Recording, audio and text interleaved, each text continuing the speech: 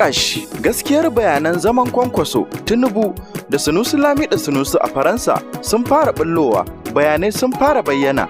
Ku biyo mu don jin yadda ta kaya tsakanin tsohon sarkin Kano Muhammadu Sunusi da Bola Ahmed Tinubu da Dr. Rabi'u Musa Kwankwaso a ƙasar Paris. Idan wannan ne zuwanka na farko wannan tasha, kar ka manta tashar Gaskiya 24 tasha ce wadda take kawo sahihun labarai. Ka daure ka danna mana subscribe da alamar ƙararrawa domin a duk lokacin da muka ɗora sabon shiri ya iso gare ka. Ga cikakkun labaran kamar yadda kafar sadarwa ta Legit Nigeria Hausa ta rahoto. Rabi'u Musa Kwankwaso ya ɗauki lokaci yana ganawar sirri da Asiwaju Bola Ahmed Tinubu a ƙasar Faransa. An yi wani zama daban tsakanin zababben shugaban Najeriya da mai martaba Muhammadu Sunusi na biyu. Akwai masu sa ran Khalifa Sunusi zai koma gadon sarauta, wasu kuma suna so a bashi kujera ne a gwamnati.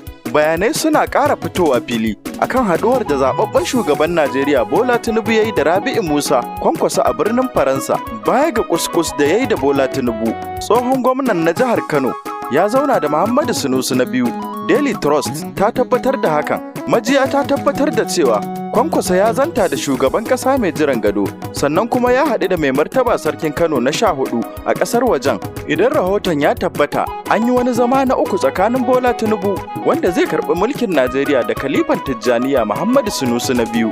Majiyar ta ce makasudin tattaunawar da aka yi shine shugaban mai jiran gadon ya samu alaƙa mai kyau tsakaninsa da wannan fitattun mutanen na Kano. A yayin da ake yi wa Rabi'u Musa Kwankwaso kallon ɗan siyasa mai farin jini musamman a Arewa, Sunusi na biyu mutum ne mai ilimin zamani wanda ya san kan aiki.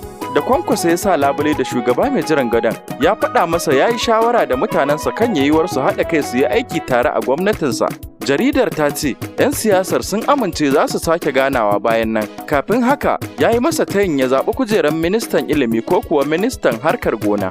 Babu tabbacin ko Kwankwaso zai karɓi wannan tayi ko zai ba da kujerar ne ga yaransa a siyasa. Legit Nigeria Hausa ta fahimci zai yi magana a ranar Alhamis. A gefe guda kuwa ba a samu cikakken bayanin da ya wakana a yayin da sanata Rabi'u Kwankwaso ya zauna da Muhammadu Sunusi a ƙasar nahiyar Turan ba. Hotuna suna yawo tun farkon makon nan a daidai lokacin da ake ci gaba da raɗe-raɗin gwamnatin Abba Yusuf za ta cire Aminu Ado Bayero daga kan karaga. Ƙarshen rahoton kenan. Idan wannan ne zuwanka na farko wannan tasha, kar ka manta tashar Gaskiya 24 tasha ce wadda take kawo sahihun labarai. Ka daure ka danna mana subscribe da alamar ƙararrawa domin a duk lokacin da muka ɗora sabon shiri ya iso gare ka.